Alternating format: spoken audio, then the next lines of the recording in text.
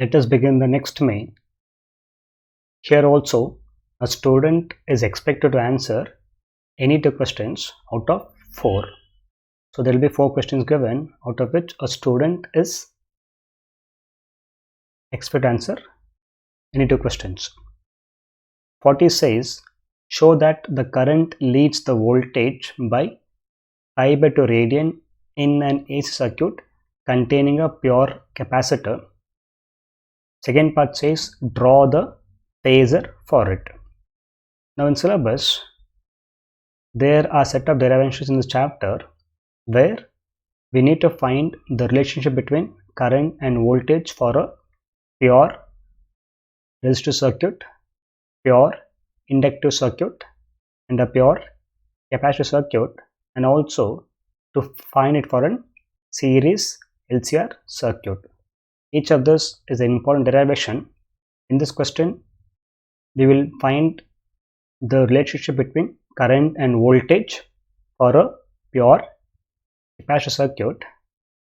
A student should practice the same thing for resistive, inductive, as well as for LCR circuit, and also we need to draw the phasor diagram for it. So let's begin the derivation.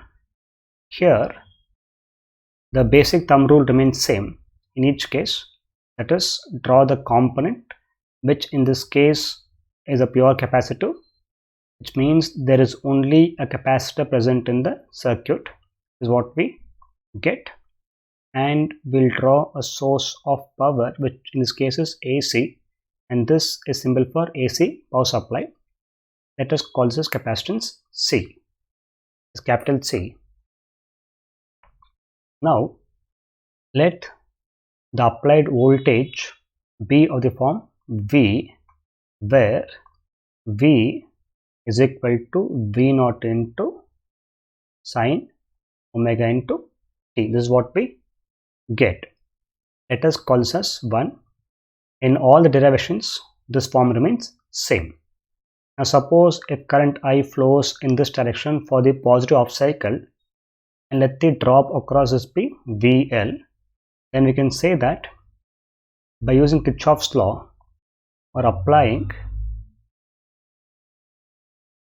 KCL, write in full form, don't write KCL, I mean KVL, write in full form, applying Kirchhoff's voltage law to the loop, you can take some direction. For example, if you take it as say clockwise, it will be plus and minus here and plus and minus here. First half cycle, there will be voltage drop across the capacitor and gain across the source, which means VL minus V is equal to 0. If a student can't remember this, then most simple thing would be to say that whatever voltage is present at a given moment across the source, the same thing comes here. So you can say that V is equal to VL. The answer is same. This is what we write technically. Even this also accepted. So what we get from here is we get V is equal to VL. We'll put VC because it's a capacitor. Put it as VC. Here also it's a capacitor. Again, it's just notation given. Doesn't matter what the term meaning is, but then VC is what is most books would write. V is equal to V0 into sine omega t, and the drop across the capacitor is given by Q by C, where Q is a charge at some point of time.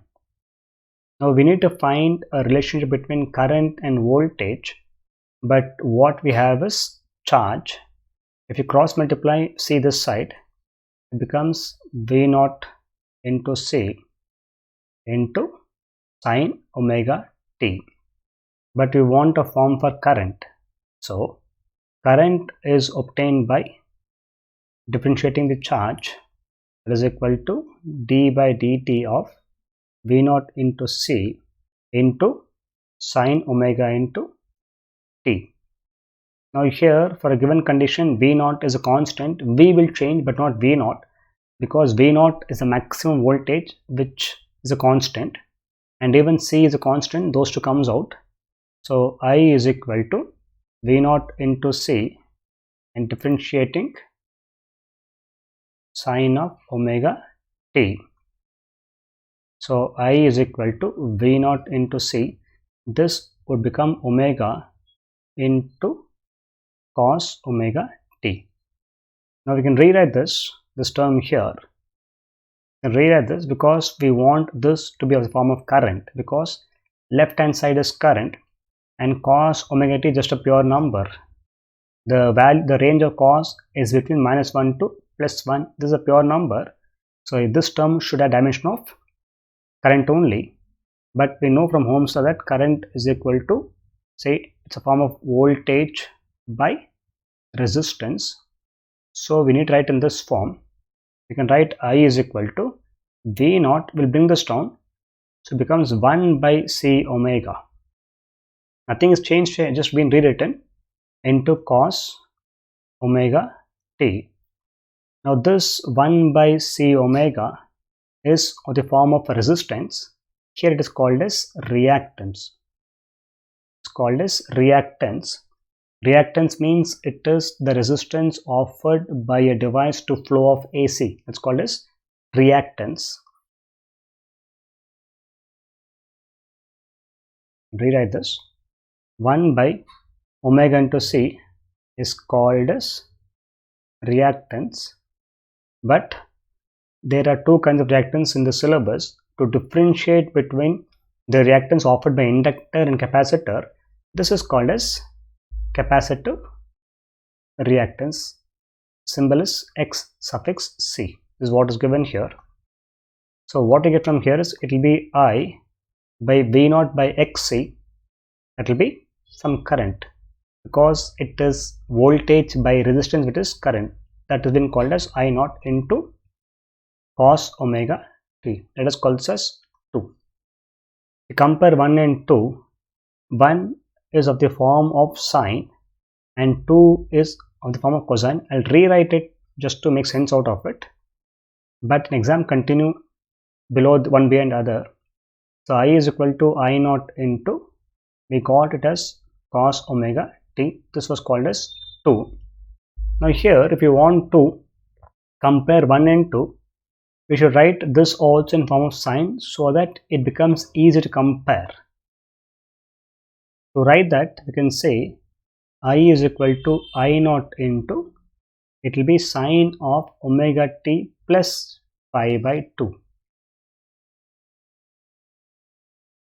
Which means we written cos omega t as sine omega t plus pi by 2. This is what we get. We'll call this as 3. Again, if a student is confused, a student can expand this using the form sine of a plus b. So sine of a plus b is equal to sine a into cos b plus cos a into sine b. By doing this, the student will get the answer as sine of omega 2 plus pi by 2. This is what student would get. Now comparing 1 and 3, there is a constant here and a constant here. There is a sine form here. Now look at the phase difference. The phase difference is pi by 2, which is plus here. So this means that current is leading the voltage by pi by 2. That's the meaning. So as been asked in the question, it is plus pi by 2. So it means current leads the voltage by pi by 2. It's been proved here. You can just write a statement. As I've been telling you all that, don't just stop with mathematical forms. Say or write saying that comparing 1 and 3, it is evident that current leads voltage by pi by 2. If we want to draw phasor diagrams, then we can draw phases like this. Suppose if voltage is on this side, we call this V, current is ahead by pi by 2. So current will be ahead by pi by 2 like this. So the angle here is pi by 2 radians. Suppose voltage is along this direction, something of this kind, and current would be leading by pi by 2. Current is here, which is pi by 2. This is called as phasor diagram. If you want to draw more elaborately, we can draw x and y axis like this. So it becomes a reference axis, but the idea is wherever we draw the voltage, current is always ahead by pi by 2. This is called as its phasor diagram. 41 says two thin convex lenses of focal lengths f1 and f2 are kept in contact coaxially. Obtain the expression for the equivalent focal length. Again here, each word has a meaning to it. There are two. It's thin and it is given as convex lenses here. These are kept in contact coaxially, which means if we have a contact or a lens like this or a convex lens like this, it is thin, and one more lens is also convex, it is kept coaxially, which means the principal axis of each of the two will pass on the same line only. Otherwise, we can have a case where there is one lens like this and one kept like this. This becomes complicated. To avoid the problem, we have such kind of a combination. Now here, let us call this as lens L1 and lens L2. Now here, suppose imagine that at some point here an object is placed. Now light from the object falls on the first lens and light would refract. So light would bend and go like this. Light is going like this. Suppose lens L2 was not there, the light would have gone to a point like this. So this point we'll call as I dash. I dash is the point where the image would have been formed if lens L2 was not there. But since lens L2 was there, light refracts further, light deviates further, and finally the image is formed at the point I. So the point I is the point where the image is finally formed. So keep in mind that O is the object, I dash is the image if lens L2 was not there. But finally, because of presence of lens L2, the image is formed at the point I. Now distance between this and this would be U. For a given convex lens or concave lens, the reference point is optic center. So we'll have here two optic centers. It is called as C1 and then C2. It's been drawn very small, observe carefully, but C1 or C2 will be the reference points for lenses separately. When the lenses are kept together, it can't be C1 or C2 because for given lenses, C1 is towards the lens L1 and C2 to lens L2. So here we want a common reference point, and with common sense we can say that the point of contact of the two lenses, which is this point, we call as C. So C is a reference point for the system.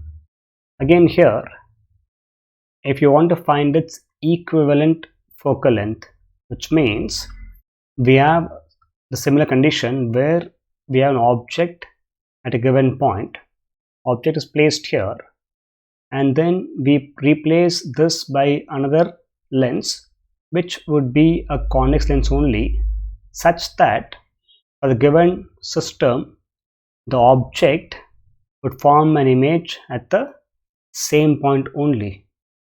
That is, image is formed at the same point I. So think of like this.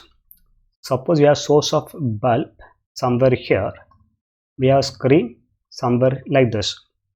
Now whether we place these two lenses here or we place one lens, the distance between these two will not change. So this kind of a lens which has the same effect is called as equivalent lens. So let us call its focal length as just f. F means its equivalent focal length. Again, examination write what these terms are. Now by sign convention, for this system, CO would be minus U, because by sign convention light moves from left to right, and this is what light moves from the object, and we are moving like this, so it becomes negative, And also here C into I would be plus V because you're going like this. This is what is the sign convention. Now to solve the problem, we'll consider lenses one by one. So consider lens L1 separately. In exam, don't draw the lenses separately. I'm just drawing for sake of explaining. Let us take lens L1. So for lens L1, we'll draw separately. It's a very thin lens, and somewhere here we have principal axis. An object is kept at a point O. Light from the object falls here. Light refracts and image is formed at the point I dash. Keep in mind that it is point I dash. And for the lens L1, the reference point is C1. Keep in mind that C is the reference point for the entire system. But for each lens, the reference point would be its optic center. And we know the lens equation, the lens formula, which says 1 by V minus 1 by U is 1 by F. Now we'll write it here.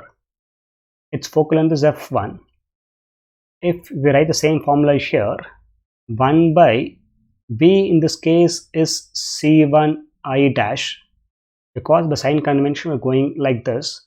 Light is going from the object from left to right, and also we are going in the same direction to measure the distance. So it becomes positive.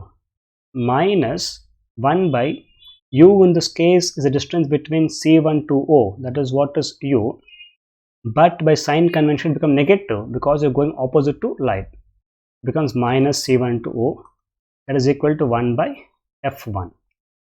So from here we can say 1 by F1 is 1 by C1 into I dash plus 1 by C1 into O. Let us call this as 1. This is what we get for the first equation. Now it becomes very easy to put the symbols first. Otherwise, what happens is we may get different image positions.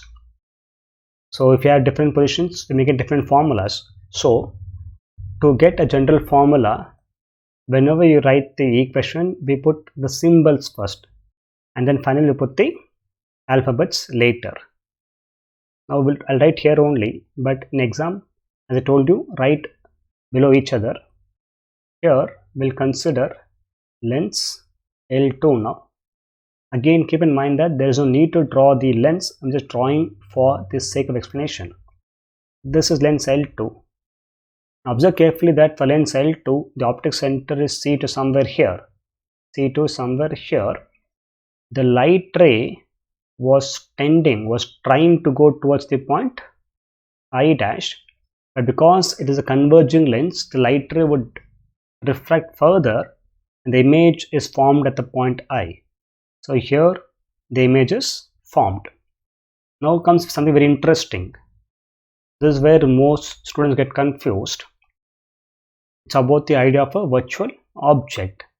Now for the lens L2, it is very obvious that I is the image formed. Now the question is, for this lens L2, where is the object? The object cannot be O, because O is the object for the lens L1, not for this. So what you say here is, to understand this, we can say the image which was formed because of the first lens, that is this I dash, this point acts like a virtual object, which means in this case U is equal to C2 I dash and V is equal to C2 into I, because light is going from left to right. So by sign convention both are positive, and the lens formula says 1 by F2 is 1 by V, which is 1 by C2 into I, minus 1 by U is C2 into I dash. Let's call this as 2. But what you want here is, we want for thin lens. So if we look at 1 and 2, we can say for thin lens. Why do you want this? That's because for thin lens, the lenses are so thin that the points C1 and C2 are very close to each other. This is point C here for this equivalent lens. Thin lens means the points C1 and C2 are very close to each other. In that case, we can replace the points C1 and C2 with C only. So we can say replace points C1 and C2 with C, because for the system C is a reference point. After doing this, we'll add 1 and 2. So adding 1 and 2, then what we get is the left hand side is 1 by F1 plus 1 by F2, that is equal to 1 by, it is Ci dash plus 1 by CO, because we are replacing points C1 and C2 with C, plus 1 by Ci minus 1 by Ci dash. From here, this term gets cancelled, and let us go back and look at what was CO and Ci. CO was minus U, Ci was V. So what I get from here is, we finally get this as 1 by F1 plus 1 by F2 is Ci was V, so 1 by V, and CO was minus U, so 1 by U. We will call this as 3. This is what we get for third equation. I'll do separately here only, but in exam keep writing one below other. Now for this equivalentless, 1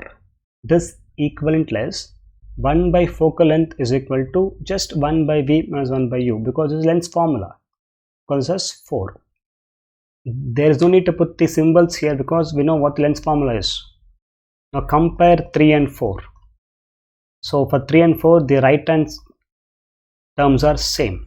So again, right hand words saying comparing 3 and 4, what we get is, we get 1 by F1 plus 1 by F2 is 1 by F. So this is a required formula. Here, sometimes they may ask you to find in terms of power also. Recall that power is equal to 1 by F. So it is sufficient to stop here in examination. And for this question, suppose the question says write in terms of power, then P1 plus P2 is equal to P. So this also could be asked in examination. So this is the answer for this question.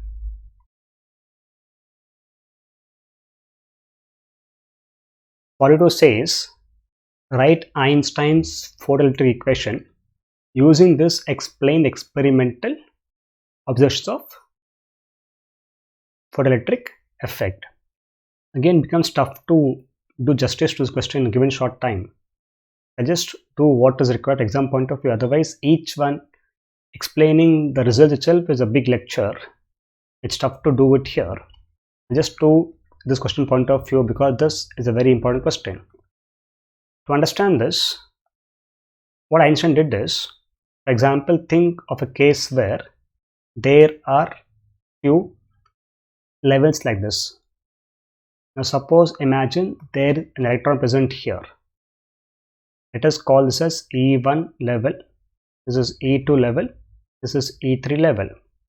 Now suppose if electron, or let us put some values for it, don't have the values, it's not correct also here because energy is negative. I'm just putting positive values to understand the concept. Suppose the energy here is say 2 electron volt. Here it is, say for example 5 electron volt. It is totally wrong because energy will be always decreasing, not increasing. It was negative, not positive. I'm just giving here to understand the concept. Otherwise, this is meaningless. Now suppose, imagine the electron needs to go from here to this level. Then according to Bohr's postulate, the energy required is difference of these two levels. So electron can go from here to here provided the electron gains energy of 3 electron volt.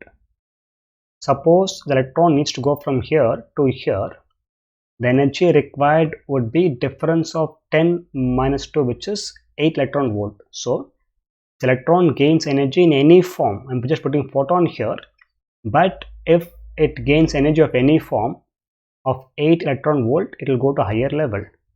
Suppose if we need to remove the electron, suppose imagine it needs to go to the infinite level, or we'll just take here only. This is what is the level. Now suppose imagine that the electron has high energy, that is the photon has high energy. Instead of 8 eV, the photon has energy of 12 eV. Out of this, 8 eV would be used to excite it. For example, think that this is the infinite level, just rough understanding, it's again not correct physically. Think it's infinite level, which means the electron goes here, it becomes free. So out of 12 electron volt, 8 eV is used to excite the electron, and remaining 4 eV is seen as kinetic energy. That is the basic principle here. If you write in terms of an equation, you can say that the total energy of the electron, again don't buy up this diagram, it's meaningless with the positive values. To summarize what was told earlier, we can say that the total energy of the photon, what is supply, that energy is gone for two purposes. A part of the energy is used to remove the electron, that is called as work function, and the remaining energy is seen as kinetic energy. In terms of the wavelengths of frequency, we can say h into nu, where nu is frequency of the incident electron or incident photon, frequency of incident photon, that is equal to h nu naught plus kinetic energy. Nu naught is called as, it's a basic frequency called as threshold frequency. It's called as threshold. I'm writing it fast so that time is saved, otherwise it becomes big lecture. Now from here we can say kinetic energy is equal to, it will be h nu minus h nu naught. This is called as Einstein's quadratic equation. So we need to explain the laws which were seen by the experiment. Now to make sense out of it, what I can say here is Einstein made some assumptions, or he made some positive points. In one point what told us, he told that each photon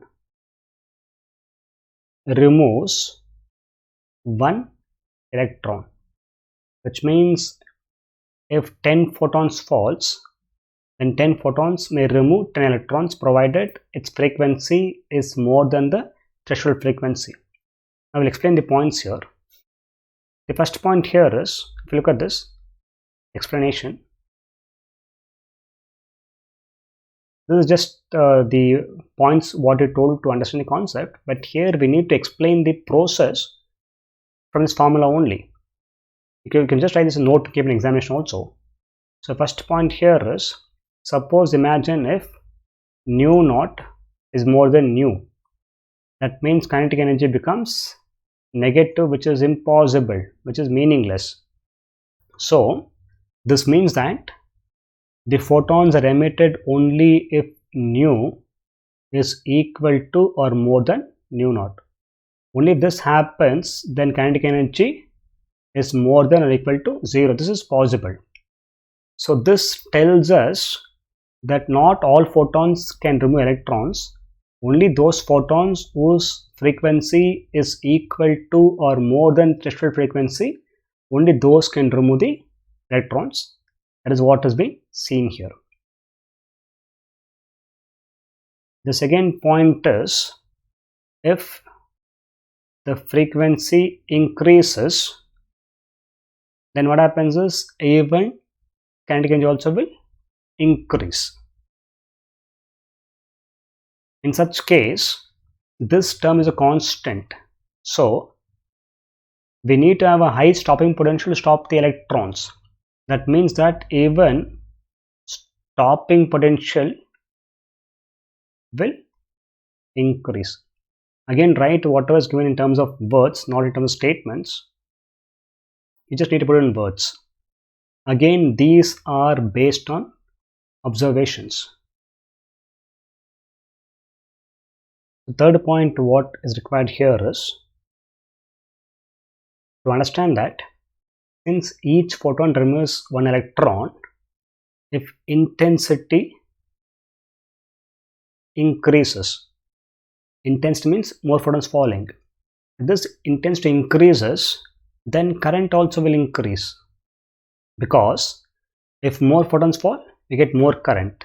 But here there is no relationship between intensity and current here, which means the stopping potential is same for all the intensities, because stopping potential depends only on the frequency, not the intensity.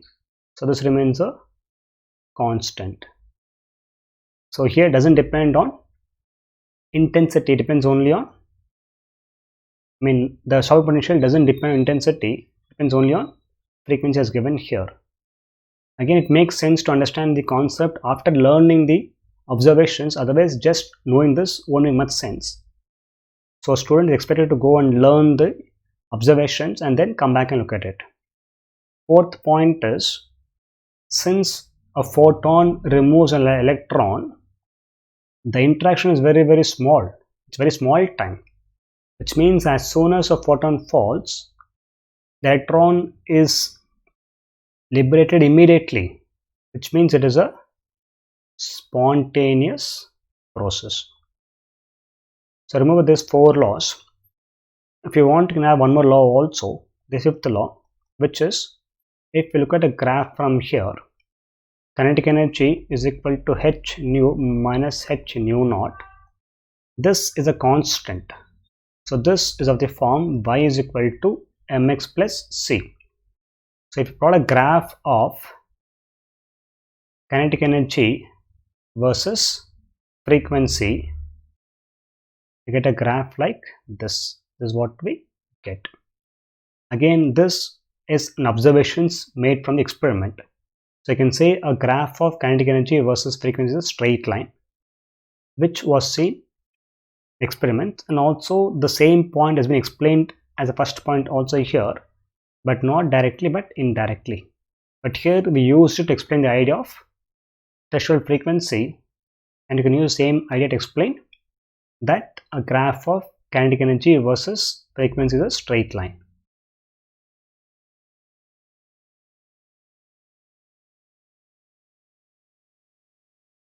#43 says, what is rectification? With the suitable circuit diagram, explain the working of PN junction diode as half a rectifier. Draw the input and output waveforms. Generally, when the question is more than 1 mark, sometimes the question could have more than 1 parts also. Here, the 3 parts. First part is what is rectification, that's one part. Second part is with suitable diagram explain the working of PN junction diode as a rectifier. Here it is given as half wave rectifier, that is second part. Third part is input output waveforms. There are 3 parts, answer them separately, because sometimes students overread the question or misread the question and they miss some parts. So always read the question once or twice, because in such big questions you may have more than one subpart also. Now we'll first define what is rectification. So it is a process. So rectification, it is a process of converting AC into, it's called as pulsating, into pulsating DC. This is called as rectification. There are 2 kinds of rectifiers, called as half wave rectifier, others called as full wave rectifier. Both of those are important. So in exam, a student can expect either this or a full wave rectifier also. I'll do half wave here as part of the question, but student should learn even the full wave rectifier also, because this is also a very, very, very important question. Please learn this. You can easily get 5 marks in this question. Now, to understand a half rectifier, we'll draw its circuit diagram. Now here we use a transformer. We can do it in many ways, but what is given in syllabus is by using a transformer. We have transformer here. This is a symbol for a transformer.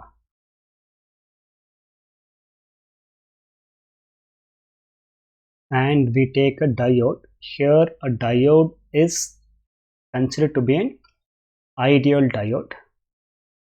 And then here we have the load. Load means something which will draw power. For example, it could be like, say, a device like a television or a fan, could be anything, but load is something which will draw power. This is what is the load. So we need to find the output across this load. Let us call it as V0, and the load is called as R suffix L.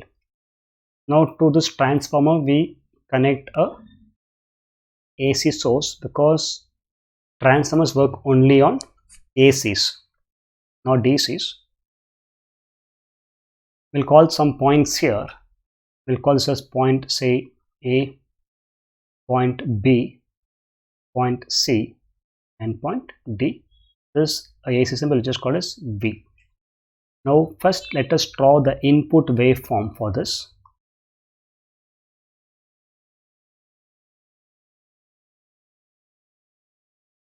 So if we plot a graph of, say, voltage versus time, this is the input waveform, and let this be of the form of a sine wave function. We get like this. So this is the input waveform. Now in the same way we'll draw even the output waveform also. So graph of t or omega t versus V0. We'll draw the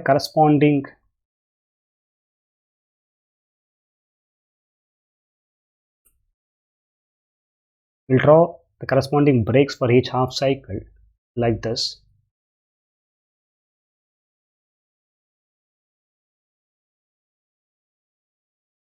Now here what happens is, during the positive half cycles,